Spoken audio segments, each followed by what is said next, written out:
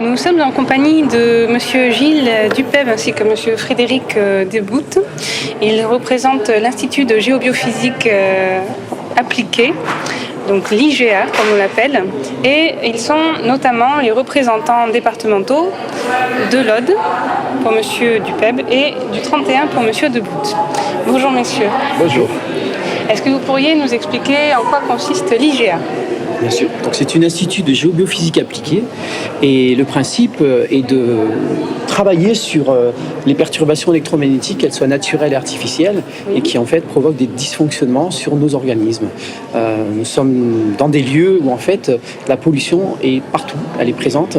Simplement, elle n'est pas visible, elle est inodore, elle ne fait pas de bruit, mais pourtant elle a un impact essentiel sur notre santé. Voilà, exactement. Et la santé est immédiatement impactée. Alors c'est les réseaux, tout ce qui est naturel, les réseaux naturels qu'on connaît, les failles, les sources d'eau, etc. Ça c'est la géobiologie. Oui. Mais la géobiophysique, ça s'intéresse surtout aux ondes électromagnétiques artificielles. Il y a les ondes électromagnétiques naturelles, plutôt basse fréquence, et les hautes fréquences. Et les basses fréquences impactent très vite la biologie. Les hautes fréquences ont un effet plutôt thermique. Mais ce qu'on ne connaît pas et ce qu'on ne sait pas assez, c'est que ça a aussi un effet athermique qui agit sur la biologie en profondeur. Donc nous, on essaie de savoir détecter les effets qu'il y a dans les maisons, dans les bureaux, dans les lieux où on travaille, où l'humain s'installe, savoir les détecter et surtout savoir les corriger.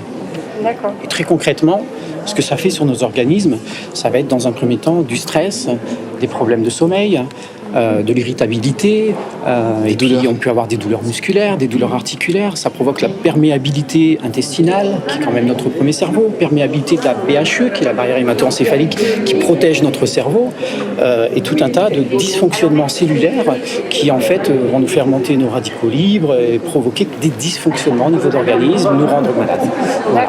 Et à l'heure actuelle, on ne retient que les effets thermiques, c'est-à-dire le simple fait que le téléphone chauffe les tissus, alors qu'il y a tout un tas d'études indépendantes, bioinitiatives, réflexes, etc., qui démontrent toute la nocivité que ça a sur notre organisme.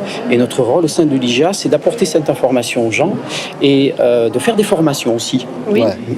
C'est vrai que c'est important parce que c'est très complémentaire à la médecine. Souvent, la médecine s'arrête à la partie physiologique, médicale, mais tout ce qui est hors circuit, tout ce qui est notre mode de vie, on n'en tient pas assez compte. Donc c'est important que les gens sachent comment ça fonctionne et comment on fait pour s'en protéger. Donc on fait des formations, ou plutôt des informations pour que les gens puissent apprendre à savoir faire. D'accord, très bien. Et non, au bout de ce week-end, j'ai toujours des week-ends de 2 jours. Au bout de 2 jours, les gens savent faire. Ils savent reconnaître les problèmes, ils savent les corriger. Et qu'ils peuvent faire autour d'eux, déjà chez eux et autour d'eux. Donc ils sont autonomes. Ils sont autonomes. Voilà.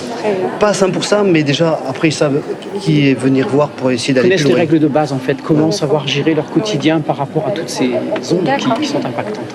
L'intérêt c'est de vous donner cette information pour que vous alliez plus loin aussi. D'accord, très bien, mais c'est très intéressant. Merci bien pour ces renseignements. Merci.